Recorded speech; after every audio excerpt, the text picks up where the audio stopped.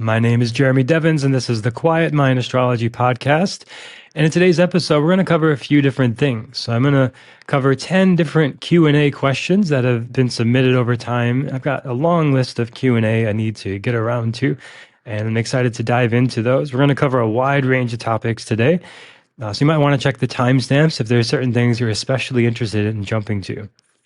I'm going to share a little bit of personal update, just how I'm doing, and then go into the transits and talk about the major transits happening this week leading into August. And if you want to know how to understand your chart better, how to understand others better, how to really read your birth chart and be on this path of being a Vedic astrologer, that's what the Become Your Own Astrologer workshop is all about. That's happening in just a few days from now. So on August 1st, you can join right now at quietmindastrology.com/free workshop. So this is a free live training on Zoom where we walk through 7 steps to become your own astrologer. It's something I've hosted many times in the past. I always get amazing feedback, and it's the perfect starting point of like, you want to learn astrology more, you want to go deeper. This is the next step. Or I walk you through like how to make accurate predictions, how to read your chart, and how to avoid the common mistakes that a lot of people make when they're starting out. Because I can tell you, I made a lot of those mistakes. And I see a lot of people who come to me and they're also just figuring things out. And you try to look at this video or read this book or whatever. And it's a complex subject. It's a very deep subject.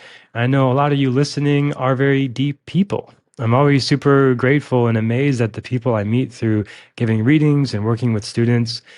Like, we've got just an incredible community of people listening to this podcast every week around the world, doing all sorts of amazing things in the world. And I'm super grateful for that. But it's like everyone has such a different background, a different perspective.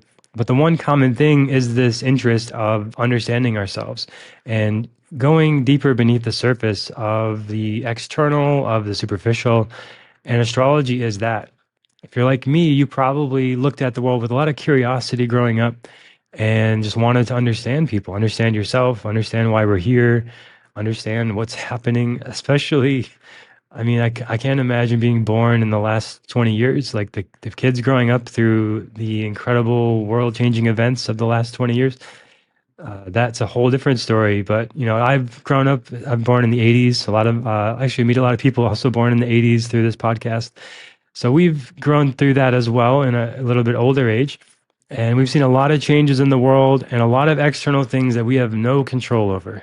9/11, the 2008 economy, and etc. COVID. And there's been so many of these things that are world changing. And there's still actually, astrologically, probably a lot more to come because of the US transits and that impact on the world. So we're living through very interesting, challenging times, and astrology actually had a big boom in popularity in 2020 as people were like trying to make sense of what's happening, which, if you're like me, you've been doing all along your whole life. And the astrology gives us that map. It gives us the perspective of like the patterns of space and time, the patterns of the external and the as above, so below. We can understand what's happening internally and then have choice. And that's the really cool thing about my understanding and approach to astrology is it's not fatalistic. It's not predetermined, like everything you're just living out like it's been a script, but there's potentials. And you get these certain choice points in your life of, do you go this way or that way? Do you repeat the pattern or learn the lesson? And a lot of times we need to repeat the pattern over and over again to get the lesson, and that's okay. We all do it in different ways. And then eventually we learn the lesson, and then we get new lessons and new patterns and new layers to uncover, and so on, as long as we're alive. But it becomes more of this sense of curiosity and discovery and mystery and play with this perspective of astrology. Like, okay, you're in the Saturn return, hang in there. The Sati Sati, hang in there. You're going through challenging times. You can expect setbacks, delays, obstacles in those particular transits. And especially, it really depends on knowing your birth chart. So again, this is what we do in the Become Your Own Astrologer workshop is I show you how to really read and decode your chart so that you can do this and go on this path of making sense of the transits, making sense of the energies in your chart. And then when you start going down these negative patterns, Like somebody who has moon in Jeshta is going to tend to be emotionally manipulative on the negative side. On the positive side, they can use that same energy to help people bring out their gifts and essentially manipulate. Sure, you can use that word, but you're encouraging and supporting and facilitating that person to bring out their potential and their gifts.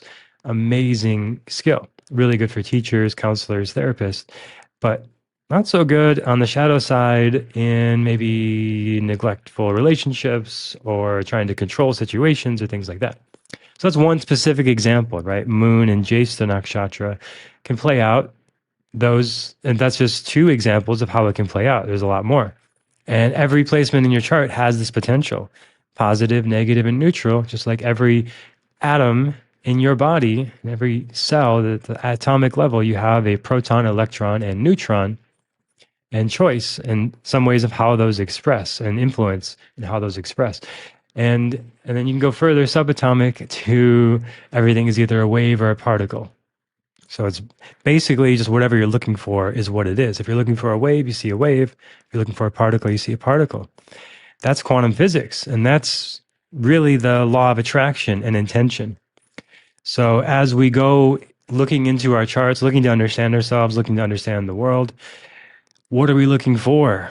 If you're looking for negativity, complaints, criticism, drama, conspiracies, whatever, you'll find them. If you're looking for hope, optimism, increasing your income, improving your health, improving your relationship, you'll find that.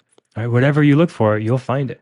That's the choice part. And it at least appears and seems like we have free will. And what we don't control so much is just the external energies at play. We don't control the orbit of the Earth and the moon and the sun and the planets and where the stars are. That's external, but it's a reflection of the internal landscape. So we have a choice in how to respond to those energies. So I could talk all day about this. I love this stuff. It's so interesting and fascinating. I'm a big nerd about it. But again, it all comes back to the Become Your Own Astrologer workshop. It's like, okay, what do you do with all this? How do you apply it to your life? And that's what I'll be sharing. So quietmindastrology.com/free workshop to check it out. And just a little personal update.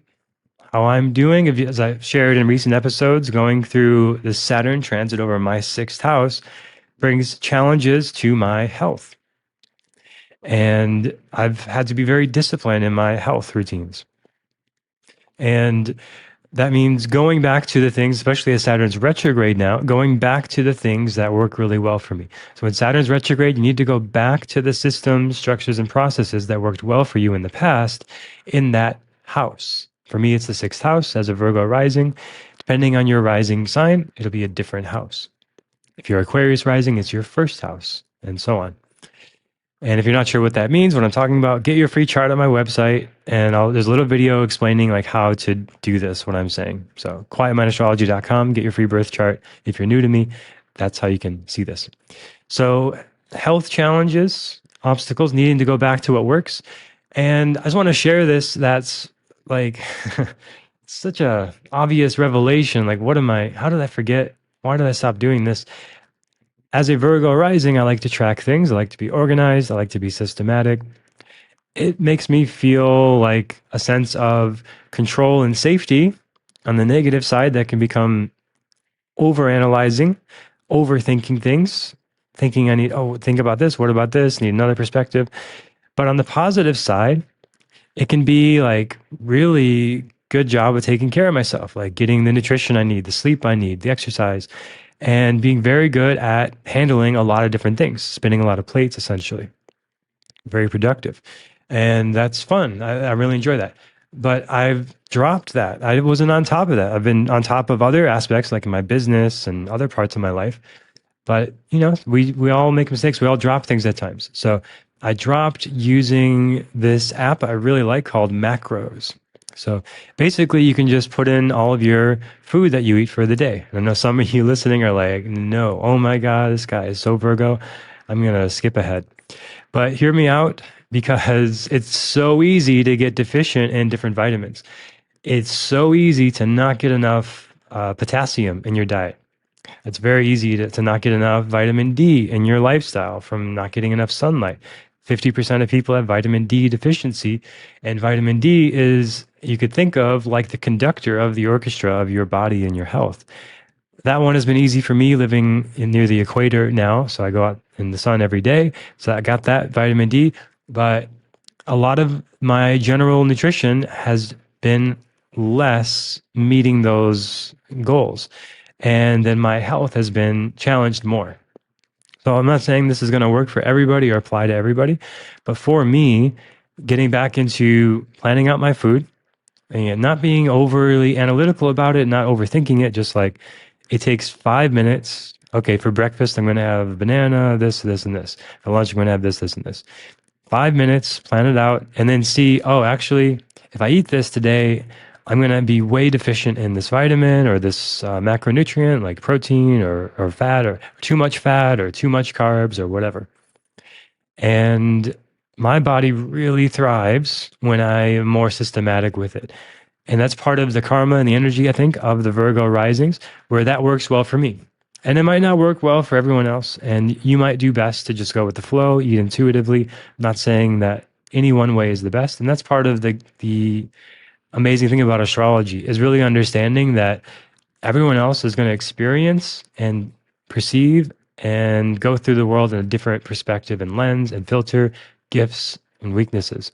So maybe if you have strong Virgo energy in your chart, you would benefit from being a bit more systematic in your diet, planning it out. Again, not overthinking it.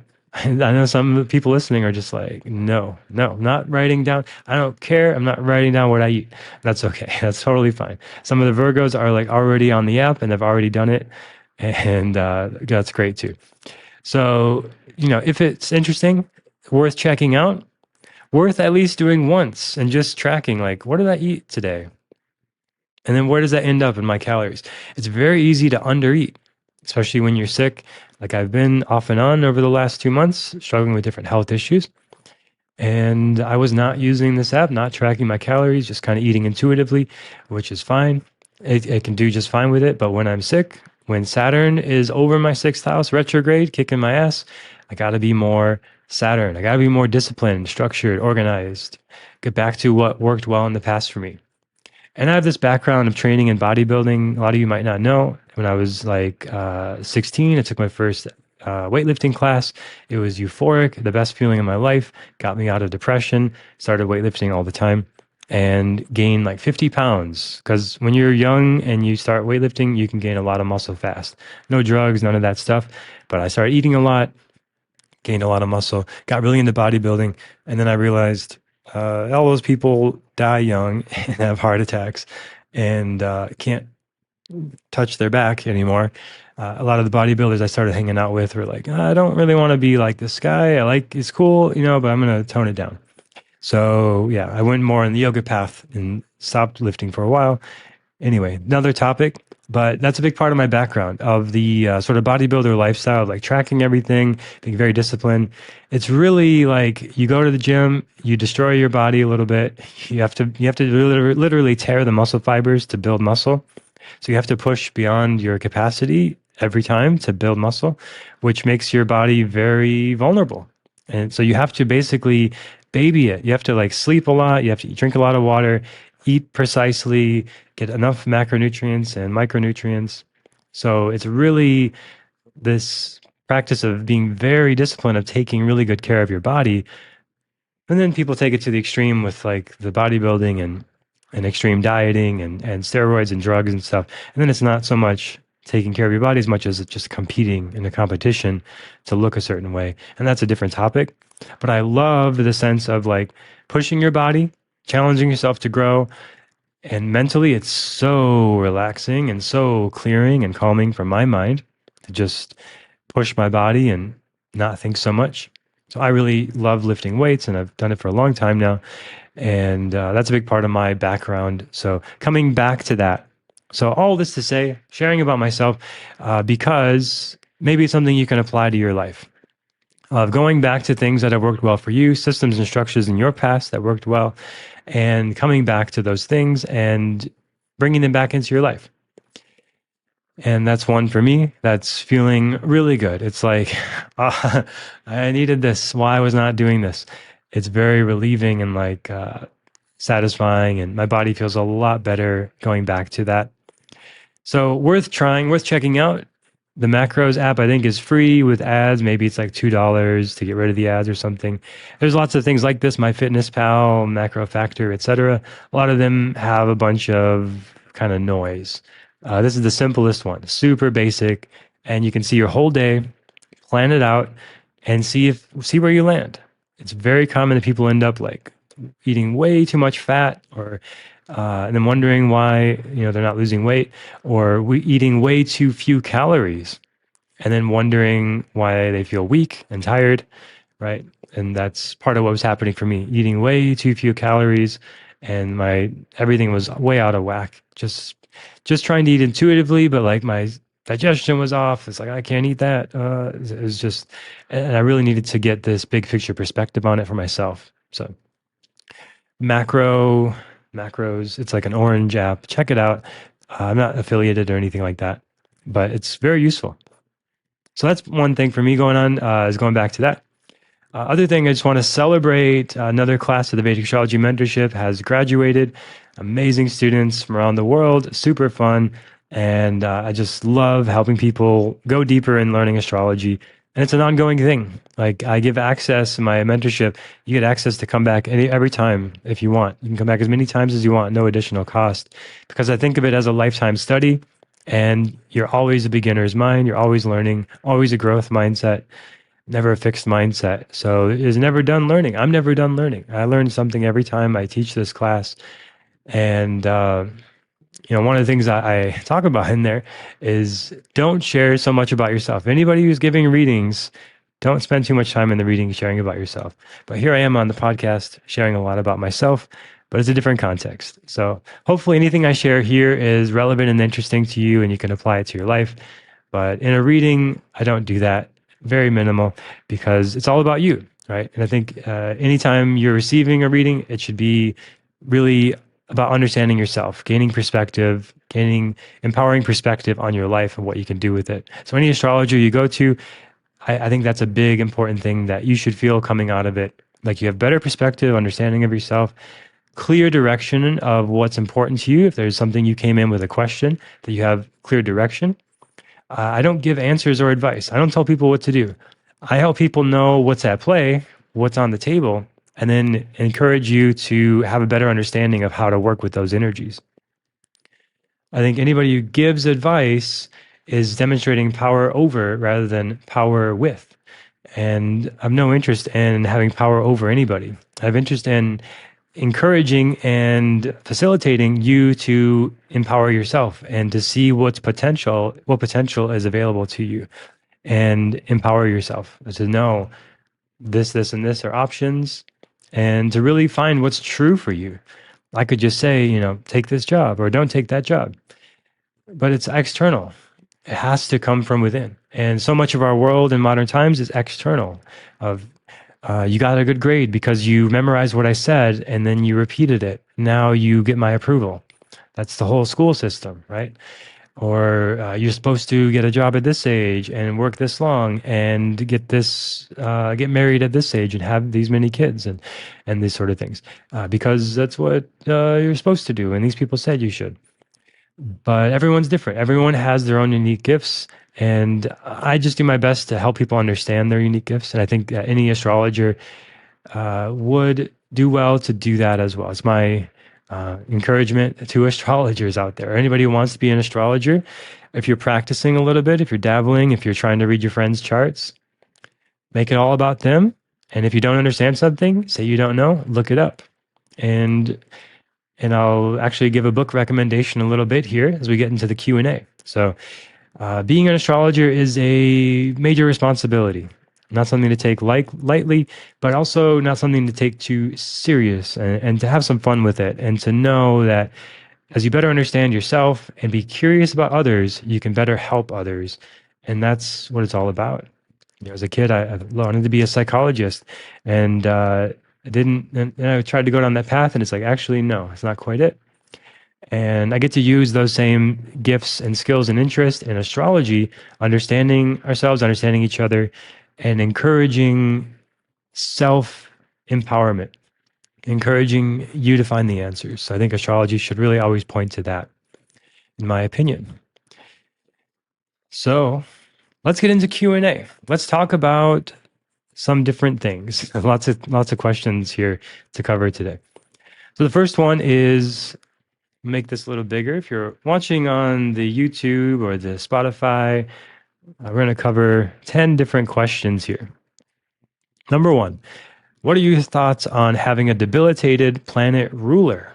For example, I have Virgo rising with a debilitated Mercury. So I'll give you the short answer right away. It depends. And it's not bad. It's not necessarily bad. So what is debilitation? It's when a planet is in a sign that is considered its most challenging place to be. For Mercury, the planet Mercury, to be debilitated means it would be in Pisces. Mercury is logic, thinking, analytical mind, intelligence. Pisces is dreaming, imagination, spirituality. When you put the logic into the dreaming, you get somebody who might not be so good at handling things like finances, commitments, communications. They're a bit evasive or elusive, maybe in these areas, difficult managing finances. Those are the negative sides. But with everything, there's a positive and negative side. So the positive side, Mercury, the intelligence in Pisces, imagination. This person's an amazing visionary. They're good at seeing potential and envisioning potential outcomes. So it's not necessarily good or bad. What are my thoughts about it? It depends. And it depends on how you choose to work with it. Now, another factor I'll bring into this is that there's something called the Nicha Bhanga Yoga. And that means that the debilitation is canceled out. So if I go looking for a day where we got Mercury in Pisces, and that's going to be coming up in a couple months here. So I'm just clicking ahead in my current chart. So like Mercury will be in Pisces in March 2025. And if we make that a Virgo ascendant, so Virgo ascendant, if you're watching the video, you'll see it, but if you're not, I'm explaining it. It's a Virgo ascendant with Mercury in Pisces. And if we look down here at the Nichabanga count, there's 3 cancellations of that. So there's several ways that there can be Nichabanga, these cancellations. They're complicated. I'm not going to say them right now. There's several. They're difficult to remember. But if you use the Parashars Light software, you'll see that. Some sites and websites you use will show that. I think that it's shown on my website when you get your chart. But it's pretty safe to say most of the time there's going to be a cancellation.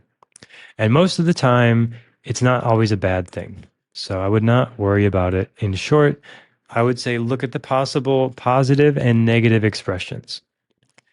It means that it's also being your ascendant ruler, it has a big impact on yourself.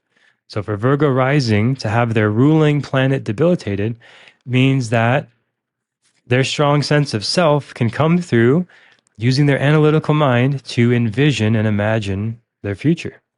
Using their analytical mind, Mercury, to now use their communicate about spirituality. So things like talking about astrology or energy or light work. These are examples of Mercury in Pisces using its gifts. This makes somebody very intuitive and very good at communicating in a way that can address spiritual issues. And that's going to impact your sense of self a lot. So when you communicate about spiritual issues, you feel empowered. You feel like yourself. You feel like strong in your body. It affects your body, yourself, and your first house. Now, just one more example, because this person said Virgo and Mercury, but this applies to any debilitated planet. Like, let's say somebody has Cancer rising, and Cancer is ruled by what planet? The moon. So Graha, I should say Graha. Moon is not a planet, it's a Graha. Graha means to grasp. It's the celestial body. So moon is ruling Cancer. And moon is debilitated where? Do you know? In Scorpio. So when moon is in Scorpio for a Cancer rising, that means they have the debilitated planet ruler, just like the question asks. So again, we look to what is moon, what is Scorpio? Mind and emotions, intense and changing, deep, Scorpio. So negative side, they can have intense emotional swings that affect their sense of self and their self-esteem, first house, their body. Or positive side, they can cultivate moon in Scorpio, this desire to understand things at a very deep level. Research, astrology, yoga, occult studies, getting into conspiracies in a way that might be productive potentially. Not that it's usually not that productive, but it can be. I like conspiracies a lot myself, but it's usually not very productive for anything other than, ooh, interesting. But Moon and Scorpio could get very interested in deep topics and research and understanding and analyzing things. And they feel like themselves. They feel empowered. They feel creative. Their self esteem increases when they do this because it's the first house of the self. Makes sense? Now, if you have this in a different graha, different sign, apply it yourself. So if you have Leo rising, what planet, what graha rules Leo? Sun. The sun is debilitated where? Do you know? In Libra. So if you have Leo ascendant and sun in Libra, same thing, apply the same topic and break down the topics of sun, Leo, what it means, etc.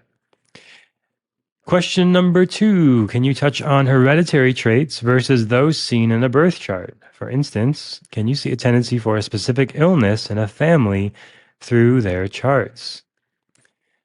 Now, short answer is this is a complicated question. So we're going to need accurate birth info for several family members and several family members who also have this specific illness. And it is likely going to be down a line, a maternal line, your mom, your grandma, your mom, her mom, etc., or her sister, etc., or a paternal line, your father, his uncle, etc. So it's complicated, and it's unlikely we're going to get enough data to do this. So, in short, I would say it's complicated and probably not. So we're going to need accurate birth times. We're going to need to get pattern. We're going to need, generally, I'm pretty harsh on this in a way. Like, I want to see 10 indicators of something from different charts. And in the individual chart, I want to see 3 validations of a prediction. So in the individual chart, I'd be looking for 3 things to say Lyme disease or whatever the thing is, whatever the health issue is. Whatever, name your health issue. But I would look for 3 in the birth chart to validate that. And then we need another person in the family line and 3 validations of that. They might be different validations. And then another family member and 3. So that's complicated. So no, I don't really do that. But what I will say is what I've been saying in this podcast is we can look for qualities. Like, for example, Saturn represents restrictions, challenges, obstacles in the 6th house of disease. So they can be more likely to have health issues in the daily life. Saturn in the 6th house in your chart.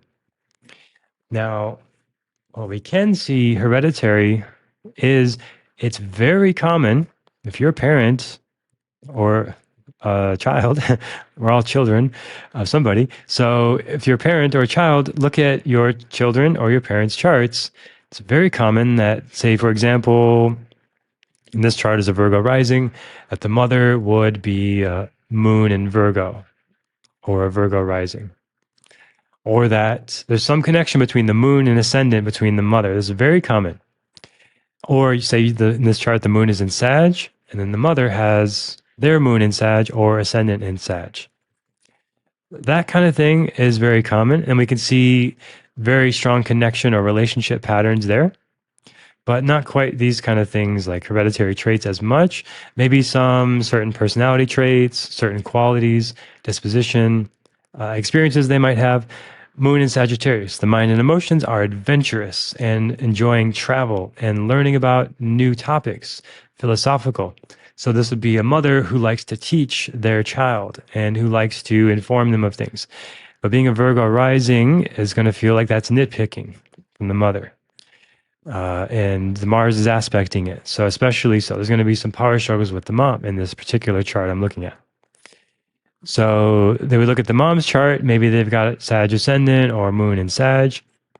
And they would also then, Moon in Sag, have a mother who was teaching them philosophical. And how they interact with that energy is going to depend on the rest of their chart. So that's somewhat, you could say, you could argue hereditary, like the mom was this way and now the child is this way. But it's not so much certain traits in the sense of like DNA or disease predisposition or things like that. We might see that, but we're going to look at the whole chart holistically and three or more things to point it out. So it's a deep dive. It's not a simple thing. So that's question number 2. Number 3, is it possible to see health issues like hip problems in a family by reviewing their charts and potentially work to avoid them? So this question was from the same person, and it's pretty much the same answer, right? We're going to have to look at a lot of charts and see a lot of validation of it. And we're usually not going to get 10 charts to validate it. So I'm not going to feel confident of making a prediction in that same way unless we can get other people, other family lines with hip issues. Now we're talking. Now we can see some patterns. Research I haven't done yet, but I'm willing to be open to that at some point. But hip issues is skeletal, the bones. Saturn rules the bones. It's the structure of the body. So we might look for Saturn placements for that and look in the family charts, but we're going to need to see a lot of patterns and it's going to take some time. So we might need to look at several families with similar patterns in this way. And just general hip issues, bone issues, osteoporosis is a common issue for everyone as they age. And weight training, resistance training is a great way to help prevent osteoporosis, something I talk about a lot in Quiet Mind Yoga. So I have the Quiet Mind Yoga podcast. If you haven't checked that out, I teach classes there about the body, about the physical part and the mental part of our lives. Here's the astrological, the spiritual part. But when you talk about physical body, you got to do things to strengthen the physical body. And that's one of the best things for the bones is resistance training, bands, weights, etc. In water is good too. That's good resistance. So that's going to help with the bones in general. But as far as astrology, we're going to need to see a lot of patterns and it's just going to take a lot of time. Number 4, can you recommend some astrology books? The one I recommend the most is called Beneath a Vedic Sky by William Levesey. It was reprinted in 2023, which I was very excited about because it was out of print for a long time. He's somebody who passed away, and it's just such a good book. It's such a well-researched book. It talks about in there how he would meet with his astrology friends and do research and then compiled all these interpretations. So that book was hugely influential to me of understanding my own chart because it's just so much, there's so many things, and he's got a lot of them in there. And it really influenced in how I teach my mentorship program of giving you resources and access to all of my version of that, what he does in there, and making it easier to access and apply, like to give a reading. So that's a great starting point. It's like $12 for the Kindle, $9 for the book. Super valuable. Highly recommend. There's a lot of other books. You know, you go back to the old texts, the Hora Shastra. They're just complicated and they are in the old tradition of Sanskrit text, originally like translated to English. Like they really need a teacher to help you understand it. Like they're not complete books in the way that we think of books today because most people couldn't read back then. Most people didn't write back then. And it was more just like bullet points for a teacher to teach their student, more or less, right? So the Yoga Sutra is a very good example of this. It's basically just bullet points for a teacher to work with a student for a long time. On its own, it doesn't really say that much. And what it does say is easy to misunderstand or misinterpret. But William Levesey's book, Beneath the Vedic Sky, is very direct and clear. Okay, Mars in Aries means this favorable or that unfavorable. Mars in Taurus means favorable and unfavorable. Mars in Gemini means favorable and unfavorable. So whatever placement you've got in your chart, there's an interpretation in that book. And there's lots of other cool stuff in there, but that's a great reference. Anytime you feel something's off, you're like drifting, you're like not doing great mentally, physically, emotionally, pull up your chart. You got your free chart on my website. Okay, say you got Mars and Taurus, or say Mars and Gemini, like in this chart I'm showing. You just open up the Beneath the Vedic Sky to Mars and Gemini and read about it a little bit and see maybe you've drifted into some of those unfavorable expressions. And it doesn't mean it's fated. It doesn't mean you're doomed. Now you can, okay, you look at the favorable and do something in that list, do something from that side of things. Super empowering, super clarifying. Highly recommend as a starting point. And it's something I reference quite a bit in my mentorship as just a foundation for what I do. It's really good. Question number 5. If my birth year on my birth certificate is different from my actual birth year, example 2000 instead of 1999, will it affect my chart? 1000%, absolutely, yes. Very important. Unless you were born at midnight, which I actually have a friend. She was born at midnight on the year is it the year 2000? Yeah. Uh, yeah, so maybe it was 1999, but she was born at midnight at this time. And yeah, so she was the New Year baby. And I was like, really? And she was like, she showed me, she had a newspaper headline, like she was in the local paper, New Year baby. It was like this special deal. So in her case, she could be, uh, 11:59 p.m. on 1999 or 12 a.m. on the year 2000, January 1st. And that's not going to make a huge difference. That's 1 minute. It's going to change some divisional charts and such. So let's just show this example on the screen. If I were watching the screen, like we got a birth time of 1842 on March 23rd, 2025. And let's say we got the birth time is actually March 23rd, 2026. And you see, I've just went a year ahead. Actually, I'm going to need to go to 1842. So a year ahead, and then the hours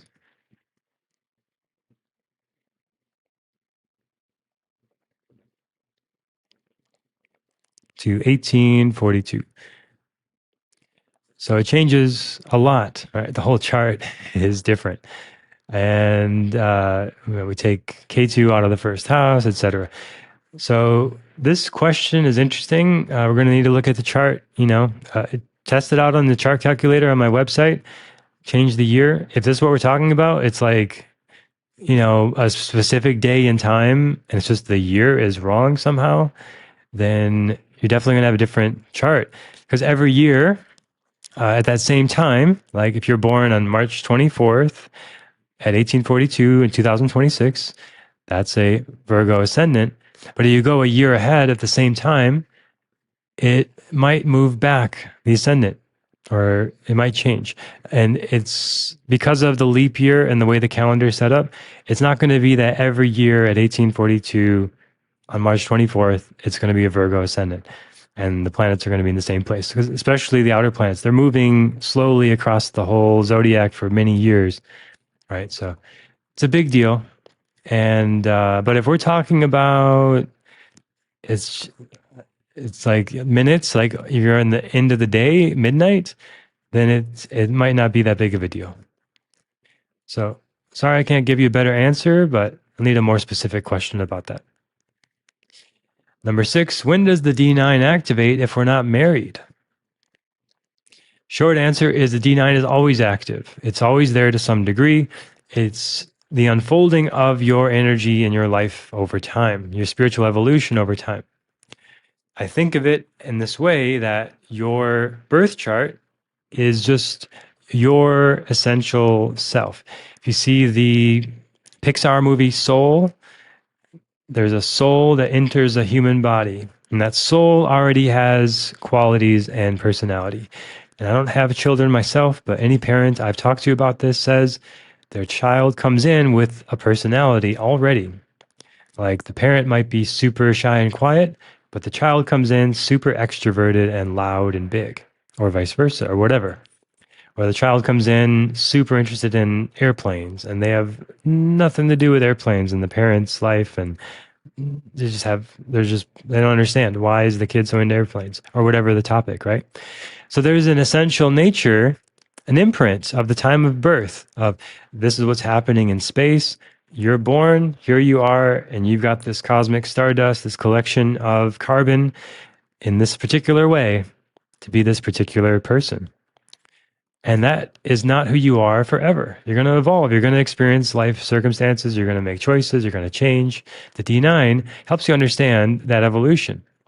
And the way I show this is like the D1, the birth chart, your essential self from birth, is crossing this bridge to the D9 chart. Now, the D9 is entirely based on the nakshatra of that planet. I've explained this before, maybe in the last episode I showed this, but it's a deeper topic. I'll save that for now. But essentially, everything in the D9 is like a microscope from the main birth chart. It's not a different chart. It's not different placements at a different time. It's not some day in the future. It's that exact moment of birth, but with a precise microscope. Instead of there being 12 signs and 27 nakshatras you can have, there's 108 possible divisions within this that Jupiter could be in, that Moon could be in, and that determines the D9. So that's from the moment you're born, that's there. That's the path you're on. And you're going to move into that path depending on life lessons.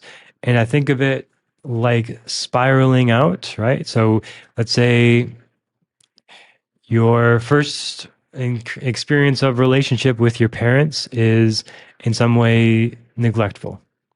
Parents don't give you attention. That's where you start. In relationship experience, imprint of relationship from childhood. Now you grow up, you get to your teenage years, you have your first relationship, and now you've circled back to that spot of neglectful relationship. You're not receiving attention and care. You're not receiving the love and support that you would like in relationship. So you've now encountered that pattern from childhood. And if you have the awareness of it to see, interesting, this is a lot like your relationship with your mom. Now you have the awareness and now you have the choice. Okay, well, are you going to do the same thing and repeat the pattern, become reactive, whatever? Or are you going to make a different choice? And we all do this. We all need to repeat patterns at certain points. So you repeat the pattern, you stay in the relationship and perpetuate the neglectful behavior. And then maybe you say, okay, I've had enough. You leave that relationship. And now you're in your 20s and you find a new partner and it seems really nice and great. And it seems like you're starting to spiral out now. But it starts to go back to that pattern and now you repeat it. So you haven't really moved beyond it. And at a certain point, you have enough and you get the lesson.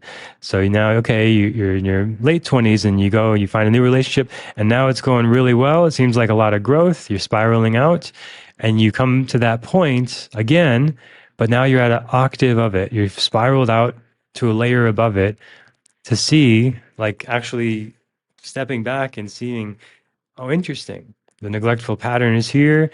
I'm contributing to it this way. I'm not communicating this, whatever the thing is. I'm just using a particular example that some people might relate to. And now you have this new pattern. You've changed it. You've broken the family pattern. You're not going to repeat it anymore and have this neglectful relationship. You're going to get therapy or ask for what you need or get support or communicate your boundaries or whatever. Now you spiraled out and now you continue to grow and learn and you're in new territory, your new experiences of life. And then again, you come back to that same point, but at a higher level, and there's more work to be done there. And that now you have more awareness and you could drop back down an octave of like slipping back into that pattern. Now you need to learn this lesson again. and you come back to that spot, and now you learn the lesson and you continue to spiral out. So it's this continual growth at octaves of you learn the lesson here, and then you move on, you grow, you get new experiences, or you repeat the experiences, you repeat the patterns as long as you need to until you learn the lesson. The D9, long answer here. The D9 is like what is the lesson you're learning? Where are you moving towards? Right? So it's Venus and Pisces in this birth chart. In this particular example, with Saturn, with Sun and Neptune, that could give some of the stuff I'm talking about of like the relationships have a sense of restriction. There's some deception there in Neptune, and Sun puts a lot of emphasis on the other person, maybe codependency and these kind of things. These are the negative sides. I'm just emphasizing that for now. But Venus in the D9 moves into still exaltation, still very positive, but it's on its own now in the second house, even a better place to be than with Saturn and Sun and Neptune. So it shakes off the illusions, right? So part of the life story, married or not, to answer the question, is Venus, your relationships, you're moving into this more harmonious way of relating with less deception, less codependency, less sense of restriction, less control, and needing to learn these lessons to get there, though.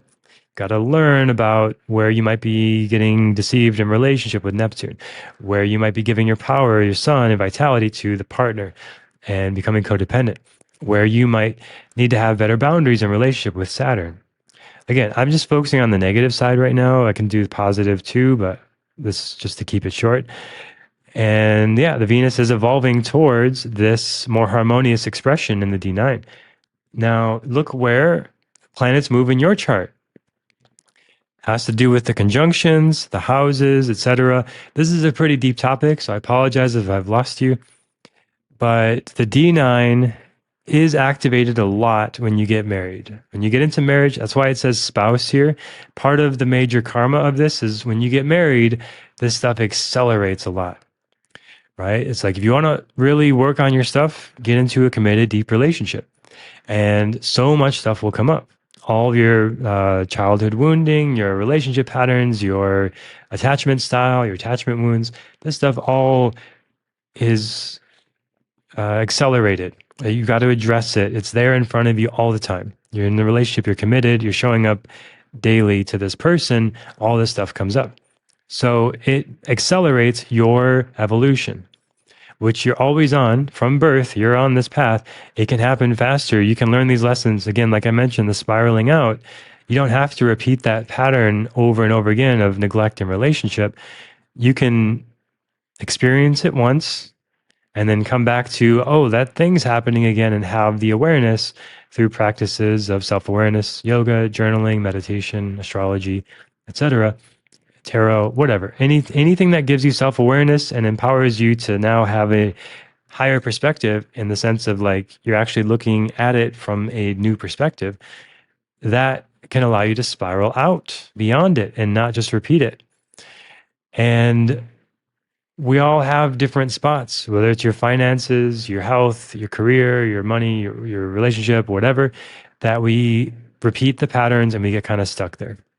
There's no shame in it. There's no problem with it.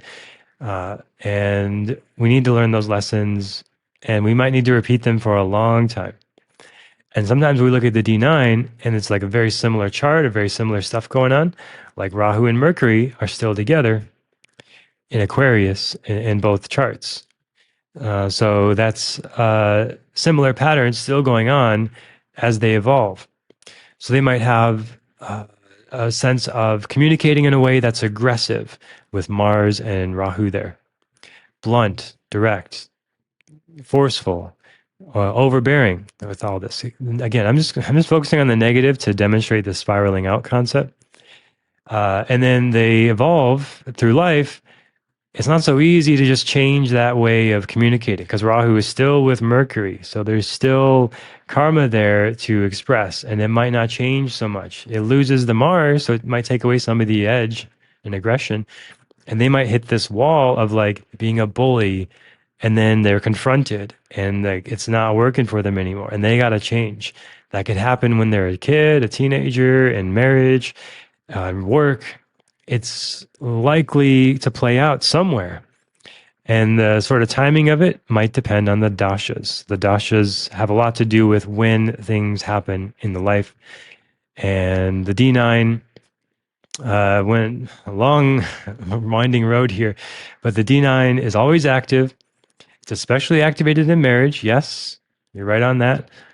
And it accelerates it, but it's always there. And by the time you're like mid 30s, you've gone through your Saturn return. A lot of your grahas have matured. You've gone through some different dashas. You've lived some life. By the time you're mid 30s, this stuff is more in your consciousness. And you've gone through some of these patterns. Maybe you've spiraled out a couple of times away from the pattern and higher and beyond it. And now you're more in this D9 and these things are active. It's also part of the deal of like people get married at a young age and they're like, who did I marry? This person is so different because their D9 might be drastically different. That's possible. And they get married and now they were like super extroverted. Now they're a total homebody. And they're like, what happened? We were supposed to be this, all going out, having all these parties, and now you just want to stay in. And that can create a lot of conflict. And they change too, right? Both partners might change dramatically in the D9. Or they might stay very similar. And then there's people also, you look at them and they've lived pretty simple, similar life, like from birth to death. And that's like their karma and they want to keep things simple. So you might see that. It's going to depend on a lot of factors here, but it's a deep topic, and hopefully I didn't lose anybody on that. Question number 7. How does being born seconds apart change a birth chart? Being born seconds apart. Well, let's just show it on the screen here. I'm just going to move forward 10 seconds. And you see, not a huge difference. So this is part of what you see in twins. Twins are usually born within minutes. And even twins who they grow up, they separate, or excuse me, they're born, then they separate, and they grow and live their lives completely separate. They never meet their twin. And then you can look up on YouTube, there's several of these kind of videos, and they come meet each other at, say they're 30 years old, and they married like the same person. The person they married looks very similar, maybe has the same name. The people are the twins who are separated are dressing the same way, have similar jobs. It's crazy. The tics they have, the personality quirks, like, yep, I do that, I do that. So seconds apart, they've got the same birth chart. They got the same stuff going on. They're going to play out a lot of the same patterns. Now, at the same time, hundreds or thousands of children are born around the world at any given minute. So are you telling me then that every person born at that time is going to be the same? Of course not. Right. So there are a lot of variables in this, like their hereditary. Oh, here we go back to those earlier questions. Right. So their family is going to have a big influence of their gene expression and their hereditary factors and patterns. But again, to actually see that from astrology, it's not really an astrology question. That's a DNA question. So I can't really say what's going to happen hereditarily, like from the birth chart. We got to look at the DNA for that, the genome. So it's out of my wheelhouse, right? But let's say 1,000 children are born at 1842 on March 24th, 2026, and they will be around the world. They're also not all in Los Angeles, right? So this is where I have my chart set right now. It happens to be Los Angeles, but there might be hundreds in Los Angeles at that time. But again, they're going to have different parents, different families, different genes, different upbringings. That's going to change a lot, right? You take the same child born in Mexico versus Japan versus America, the cultural conditioning is going to be so dramatically different. So that's going to have a huge impact on the personality, what expresses. So there's that. Say they're all born in, say 100 children born in Los Angeles, similar socioeconomic background, similar hereditary background. Are they all going to be the same? No, but they're going to relate. And that's part of like when you grow up and you maybe you go to school, yeah, everyone has different backgrounds now, but I grew up and went to public school. And and you have a lot of similarities and a lot of relatability with your peers, kids born close to your time. But it's so rare. You go to school and there's somebody who has like the same birth time as you. Very rare, right? You're not going to really see that. So it's going to get spread out. You're not really going to interact with each other, but you might have similar life, similar lifestyle. But anyway, to answer the question, how does being born seconds apart change your birth chart? Not much, but as you watch, I'm going to change 10 seconds. The D9 is going to change here pretty soon. The D10 will change pretty soon. Just going 10 seconds at a time. The ascendant nakshatra is going to change. There we go. So now the D9 has changed the ascendant. That's a whole different life trajectory. And we just went about a minute or so ahead. And then we keep going. We're going to see the D9 is going to change again. Let's say we go 1, 2, 3, 4, 5, 6, 7, 8, 9, 10 minutes. Got a new D9 ascendant. And we're also getting new nakshatras in there as well, right? So I just went forward 1, 2, 3, 4, 5, 6, 7, 8, 7 minutes, and we got a new ascendant nakshatra. So I went from Ashwini to Bharani. Big difference, and that's significant. So 7 minutes later, you're going to have different ascendant nakshatra, and that's going to make a big difference in your D9. Question number 8. Is it good to focus on your Rahu in your life? People say the North Node is what you should focus on. Short answer is yeah. Rahu is where you're going to have infinite energy. Rahu in Aquarius, infinite energy for progressive values and ideals, changing society, getting involved in charities and volunteer work. It's a wonderful energy for doing healing work in Satabhisha. So this person is going to be obsessed with these topics. You can't stop them. So why try to stop them? Why try to rein it in too much? And let that be part of your career. If you can use your Rahu in your career, which we're typically going to spend a lot of time in our lives on the career, then more power to you. You're going to feel more empowered. You're going to feel more like you can do it. Like you're not going to get drained. You're not going to get burned out. You want to harness the Rahu energy.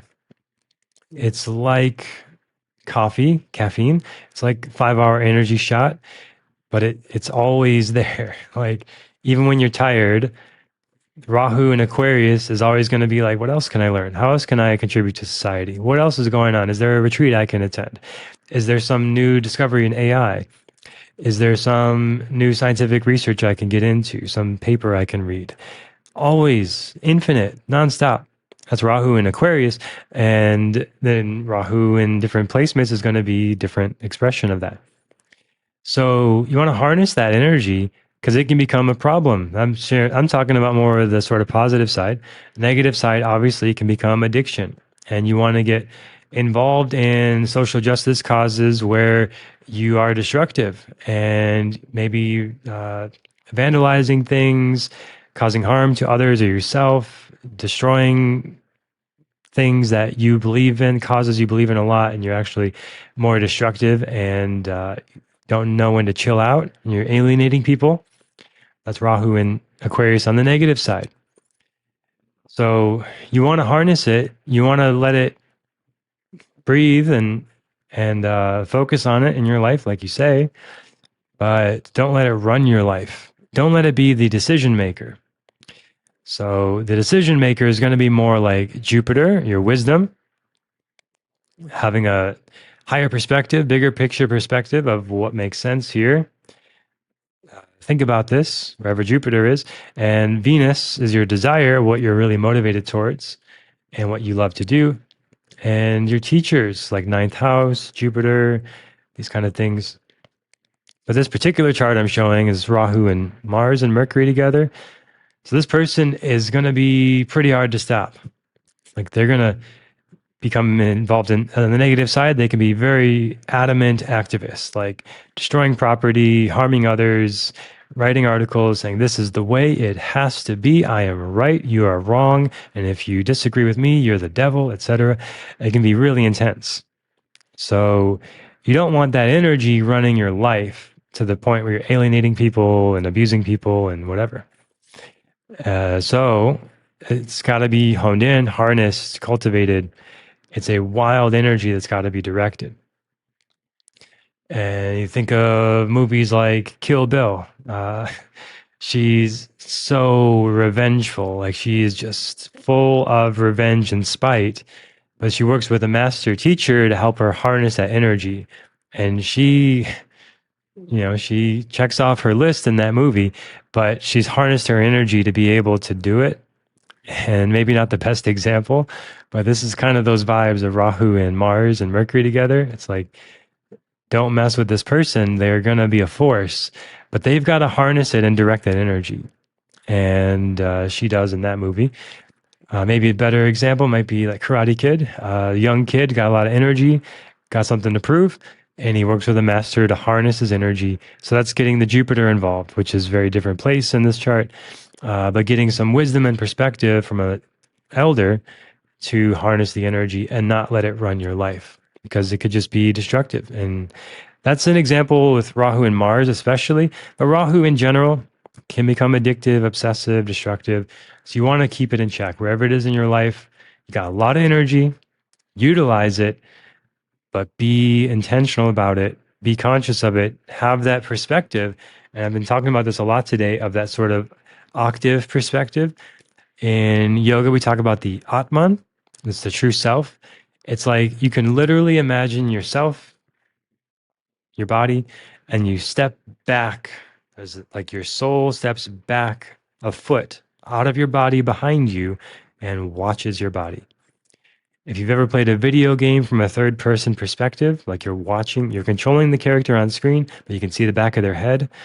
That's like the Atman. That's like when you meditate, when you have this perspective and awareness, you see yourself, you watch yourself doing these things, saying these things, running these patterns, making the choices you make, good or bad. And then you have more control. It's sort of a third person perspective. You're watching yourself, and that's the Atman, that's the true self. And then there's the smaller self of the ego, my identity. I have this name, I am this person, I play this role. And that's all good and fine. But when we do it consciously, now we can help people, we can make change in the world, we can thrive, we can have better health, relationships, wealth, career, etc. And when we don't do it consciously, we repeat patterns and we wonder why we're stuck and we're struggling and we're not getting anywhere and frustrated and disappointed and confused and etc. That's when we don't have that stepping back and observing. And when you step back and observe, you might see you're spinning your wheels. You got to slow down. You got to just give yourself a little break, be kind to yourself. Maybe you see this relationship's not so healthy for you. You got to change it. You got to have better boundaries. Maybe you see this job is not correct for you. You got to let it go. Maybe you see you're not playing at the level you know you can and you want to play bigger. Maybe you see you're actually doing really well and you just need to celebrate your success and acknowledge your success. It's going to be different every time, but we really thrive when we have that relationship. We have that opportunity to step back, observe, and choose how to engage from there. And Rahu is one of those parts of ourselves, the north node of the moon, that obsessive passion, desire. It's intense. We need to step back and observe it and see it. It's like, oh, interesting. Really hooked in on this topic. It's whatever. 11th Aquarius, Rahu and Aquarius could be gossip. You really want to talk about this person. You really gets under your skin when they say this thing and you need to tell somebody. That's a pattern you might need to play out a few times and see where it goes. See what happens when you let Rahu go in that direction. And it might be okay every now and then. It might be okay. Don't overanalyze it. Don't control everything, but have awareness, have choice. You can drink alcohol, you can gossip, you can do whatever. You can experience drugs once or twice in your life or a few times, or you can go through addiction and then recovery. You can go through abusive relationships. You can be a bully. You can do whatever, but can you also step back and observe it and now have the choice of what to do with it? And that's what astrology gives us. Like, hey, look at all this stuff going on in your chart. What do you want to do with it? It's your opportunity. It's like your one lifetime to experience this energy and explore what's possible in this form. Question number 9. If I'm a Cancer rising, when Sun is in Cancer, does it affect me more? Short answer, yeah. So if you're Cancer rising, any Cancer transit is going to be in your first house. If you're Virgo rising, like this chart, any Virgo transit is going to be in your first house. If you're a Libra rising, any Libra transit means that planet's in your first house. When any planet is transiting over your first house, it's generally an auspicious thing, even if it's a difficult placement, because you're learning a lot about yourself. Say it's the sun in your first house, you're learning about what brings you power, where you find your power, where you feel more creative, where you feel more vitality, what brings you energy. Any planet coming into your first house by transit, if you're ascendant, is generally favorable and bringing that energy now to that sign, that house. Let's say you're, again, Cancer rising, Sun is in Cancer. What does it mean in the transit?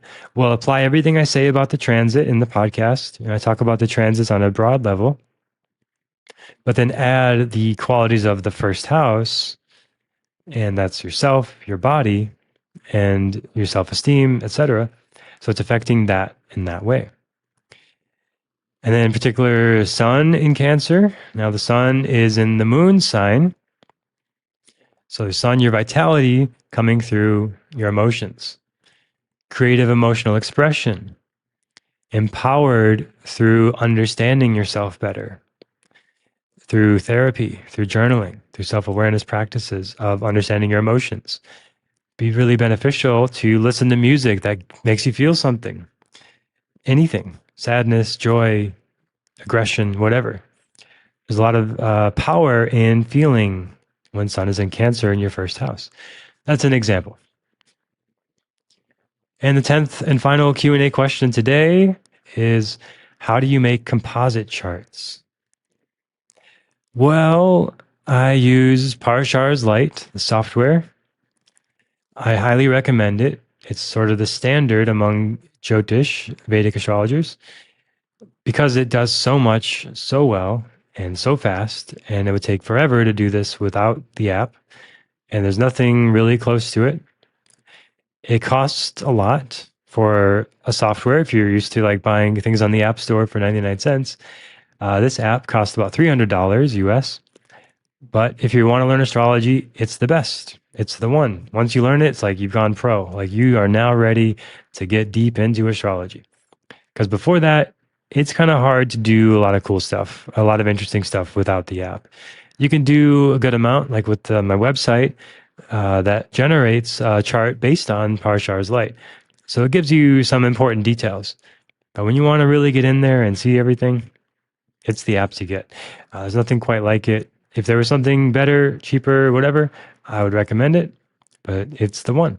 So with this, you can do composite charts pretty easily. I'm going to show an example, I think.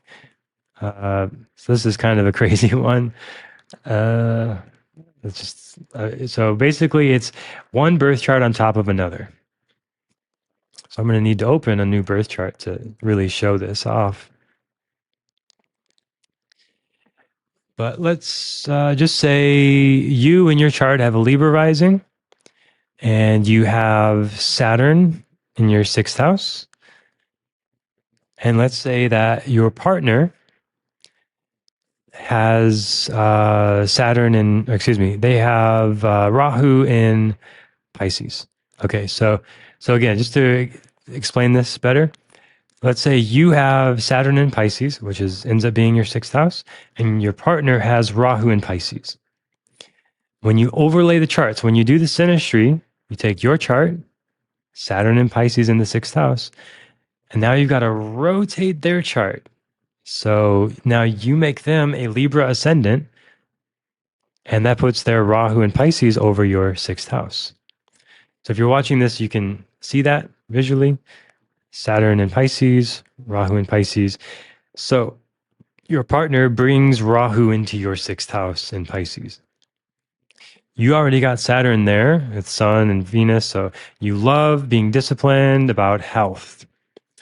You meet your partner or you're dating somebody. This is a common use case.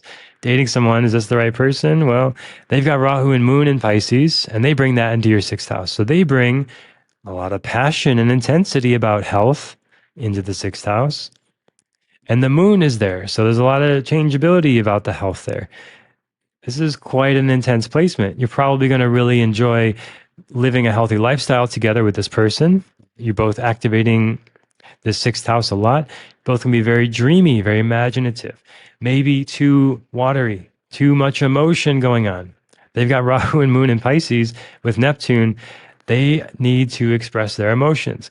You've got Saturn in Pisces. You might have been conditioned to suppress your emotions and repress. This can be a challenging placement. Now, there's other positive things too. There's other stuff there. But basically, we just overlay the charts. Now, this is a deep topic. I'm trying to simplify it, but basically take your chart and see where your ascendant is, and then rotate their chart so they've got the same ascendant. And then you see where they're bringing that planet to your house. So when I do synastry, when I look at relationships, dating, this is what I'm looking at. And I'm looking for certain favorable things, potential challenges, certain unfavorable things. This is a deep topic. But if you don't have Parashar's light, you've gotten this far, you're like, well, I'm not getting this software. I don't need this. I'm not at that phase yet. That's okay. You can do this just taking the charts on my website for free. Say, okay, you see, okay, you're a Libra rising. And you take your friend's chart or your partner's chart or whatever, and you see that they are a Sag rising. You got to rotate their chart, and you might actually need to draw this out to see it because it's kind of tricky. You might look at your chart and their chart at the same time and just look at them. Like, let's say I'm looking at this Sag ascendant, and then I'm going to look at this Libra ascendant. I'm going to see, okay, so if you're the Libra ascendant, you've got Mars in Aquarius. What do they have in Aquarius? They have Saturn in Aquarius. So they're bringing Saturn into your Mars, Mercury, Rahu. So where you've got, maybe you might have this aggressive speech and communication and passion. They bring a bit of grounding, maybe even some restriction to that with Saturn. They might, again, this one might be a little intense. It's like you want to go, say the truth, get to the point. They want to slow down. They want to be scientific, analytical, Saturn and Aquarius. So fast energy versus slow energy. You could complement each other well, opposites attract, or you could clash a lot, power struggles. Are you going to go fast or are you going to go slow? Are you going to be aggressive and say the thing? Or are you going to be scientific and rational? They're kind of clashing energies, but it can complement really nice. It's just potential, right? How does it play out? That's a potential in the relationship. So this is how you might do it for free from my website. Look at your chart and then get their chart and then go back and forth. Okay, you got K2 in Leo. They've got Mercury in Leo. K2 is your past karma. Mercury is their communication intellect. You're going to intellectually understand each other pretty nice. Good conversation. They're going to say things that's like really deep and profound to you, and you're going to feel like they get you and they can really kind of read your mind in a way. Mercury K2 conjunction in Leo there. Long topic, synastry, but I'll just keep it at that for now. And be aware you are playing with a lot of energy. If you're doing this yourself, if you have no background in astrology, it's okay. Think of it as entertainment, fun, curiosity. But if you start looking at stuff of like, oh my God, I like this guy, but he does this thing and we're going to make it and I'm worried, and you are not using it properly. And if you're going to use it for that, I would recommend you don't use it at all. because that's not accurate. You're going to miss things. You are you cannot fully see yourself. Nobody can fully see ourselves. Like we can't literally step back and see the back of our heads. We're going to miss things. And if you're coming at it from a place of like needing astrology to make the answer, you've given your power away to astrology. And I'm an astrologer. I make a living sharing astrology, teaching astrology, giving readings. If anyone's going to say astrology has the answers, it's me, but not like this. You don't give your power to astrology. You don't give your power to anybody, any astrologer, anything external. You have the choice. You have the choice of seeing, okay, here's the cards on the table in the astrology. We've got Saturn and Mars conjunct in our synastry. What do I want to do with that? How could that come out positively? You can get beneath the Vedic sky if you're a beginner starting out and you're not ready to work with me yet. Get beneath the Vedic sky. What does it mean when Saturn and Mars are conjunct? Favorable and unfavorable. How do we bring out the favorable? That's a simple version of it. But if you are catastrophizing, overanalyzing, worrying, looking to astrology to make the answer, should I choose this one or that one? You are way off your alignment. That is not the direction to go. Stop immediately, turn around, get in your body, get connected to your truth, get in nature, get in touch with your intuition, right? And this is a soapbox I will stand on all day. Is like the real work of alignment in life is nothing external. It's the things that get you closer to your natural self. That's actually being in nature, eating simple, unprocessed foods, getting enough sleep, getting enough water, listening to your body, trusting your body's feedback. When it says no, say no. When it says yes, say yes. Not suppressing either. So this is a very important topic, and it's something I see a lot of people struggle with of like, how do I know I'm in alignment? How do I strengthen my intuition? Is this the right person? Should I date this person? Should we have broken up? Should we have stayed married? Should we get married? Those questions are all helpful. Astrology is helpful for all those questions, but it cannot answer those questions. It can give you perspective. It can give you tools to see what's at play. There's an element of uncertainty, chance, risk, like playing cards, right? You could get a certain hand in poker, and a poker expert might say you should definitely fold or definitely do this or whatever. But you don't know. Like, even if the expert and the person you trust the most says yes, you want to be the one to decide and not give away your power and just make the best decision you can at the time. Not make it some big deal, but do your best to sharpen your intuition, your knowledge, your skills, your awareness by living more simple and natural, true to yourself, true to nature, and then deciding from there. And astrology is showing what's true to nature, what's happening in the stars, what's happening around us, but you get to choose how to respond to it and what to do with it. So, again, synastry is very powerful, very useful, but it is not to be used to catastrophize, to analyze, to judge, to look at it from the perspective of, oh, he's got moon in Scorpio. He's going to be intense and I can't trust him and he's got secrets, but he's done nothing to demonstrate that. That's not fair to him. That's not healthy for you. You actually want to get to know the individual person because you don't know. Maybe met plenty of people who have moon in Scorpio and they got none of this secret stuff. They got none of this drama. There's no skeletons in their closet. They're just a very deep person, very deep researcher. They're good at IT. They're good at problem solving, whatever. So if you're using astrology to focus on negativity and assume that you've seen the truth, just step back, slow down. That's not the way to use it, right? Get some other perspective. Get a reading if you want some perspective like this. If you're doing it yourself, it's for educational, entertainment, research purposes, but keep a very open mind. And when you see things, you're like, oh, I read this site. This is terrible. We're doomed. Show me 10 charts where you can say that's true. Then we might be onto something, right? I'm always looking 10 charts, 3 or more validations. Then we've got a pattern. Then I can probably predict that in the next chart pretty reliably. But still, let's say the pattern is alcoholism. Very reliable. We got it. It's very clear. He's probably going to have issues with alcoholism. What's he doing about it?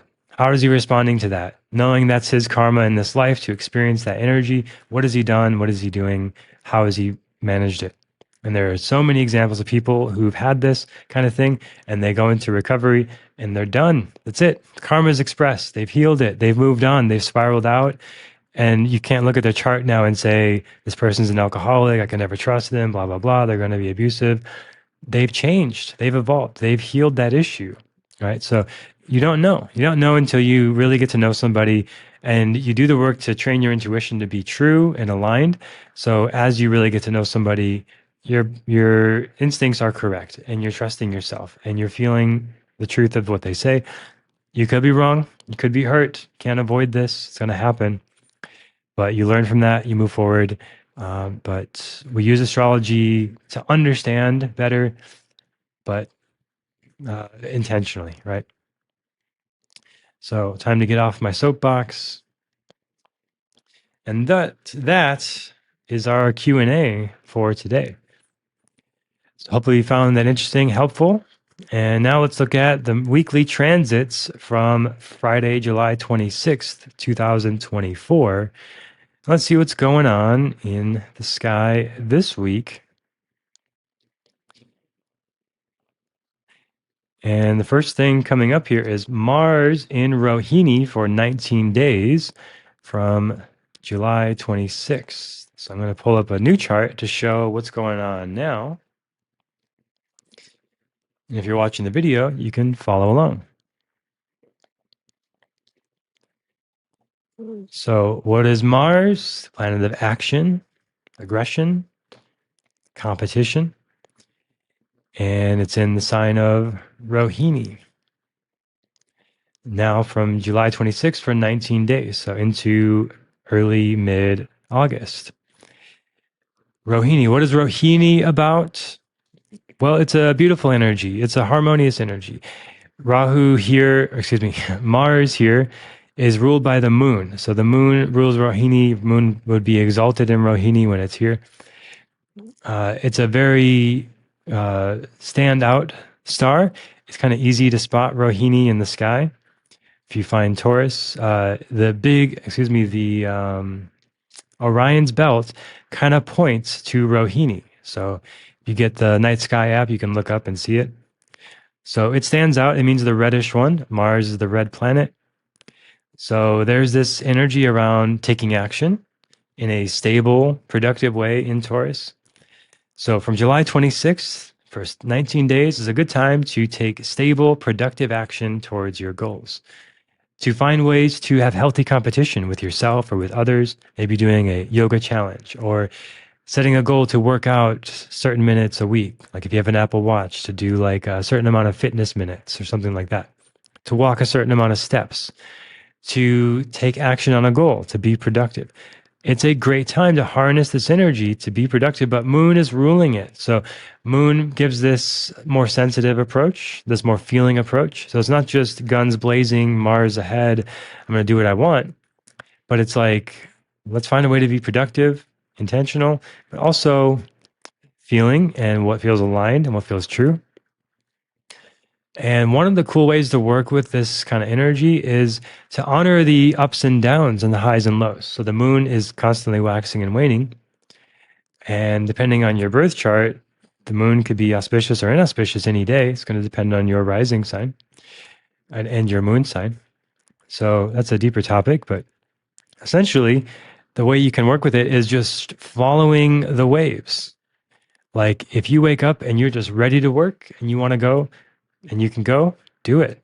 Or if you wake up and you're exhausted and you're not ready to go, but you're supposed to, if you're able to take some time to rest, take a nap, still like wake up from your sleep, take a nap. I actually needed to do this today myself. Felt like I was well rested, and then I tried to do qigong, and I was like, I am so tired. I'm gonna just lay down.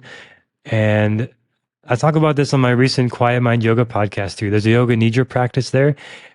I would do that. I just don't like listening to my own voice and doing yoga practice. So I find other teachers.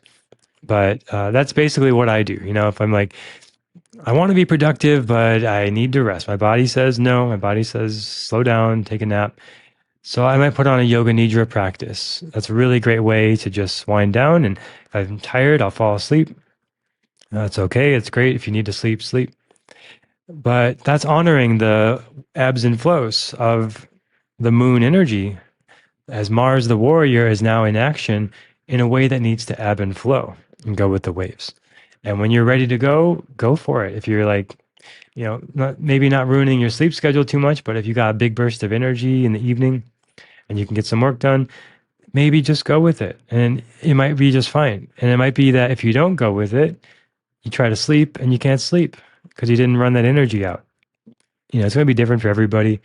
But I generally find this works well to try to listen to the current ebb and flow of things, especially with this transit, and honor it.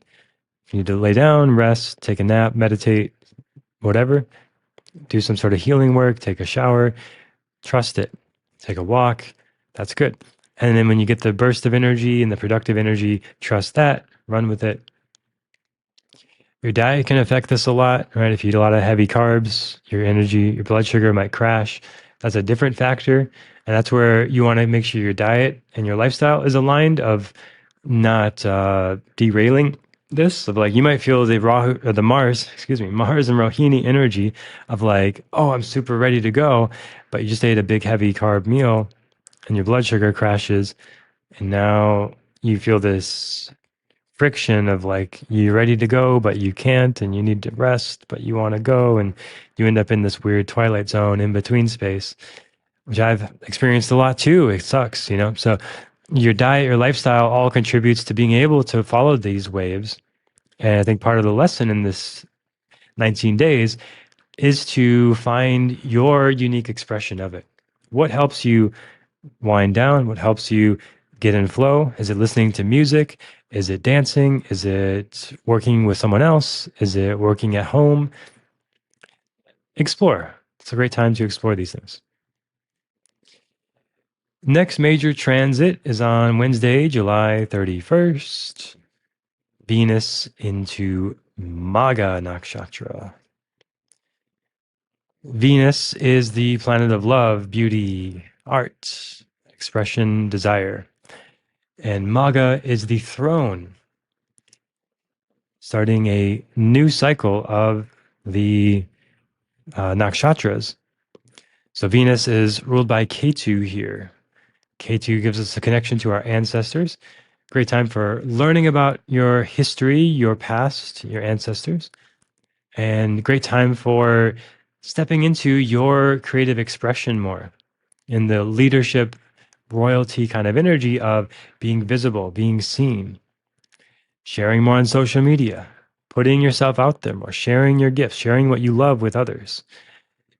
It's a wonderful time for relationships of going out, celebrating, dancing, going to a fancy event, going to a nice restaurant. Maga is royalty, Venus is love and relationships. So doing something luxurious for yourself.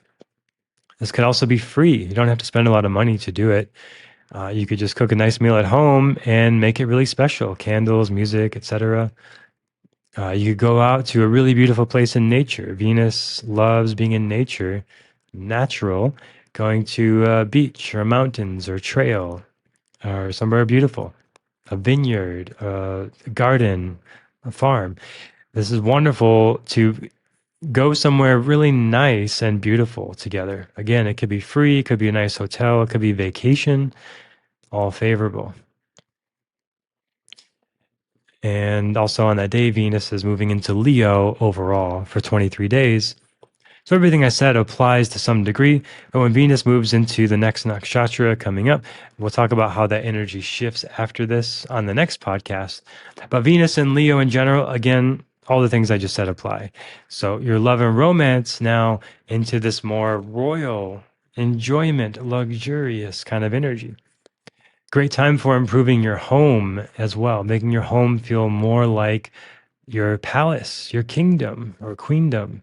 And you feel like a queen or king in your palace. It's making your home feel really nice, improving your garden, things like that. And anything to do with beauty, like improving your beauty routine, new haircut, new style, new clothes, new fashion, jewelry. All this is very favorable. Like making yourself feel and be like really nice, done up, taken care of, getting your nails done, things like that. Improving cosmetic things like your teeth, which are not just cosmetic, of course, but things like that. Anything to do with spa, going to a spa day, very favorable.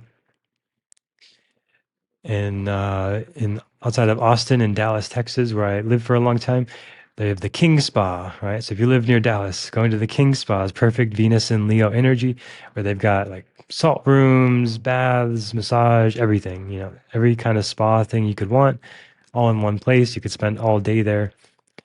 There's a lot of places like that around the world, usually in big cities. So that's a cool thing you might want to do at this time. So those are the weekly transits, and then next week or next episode, actually next week it'll be the August horoscope.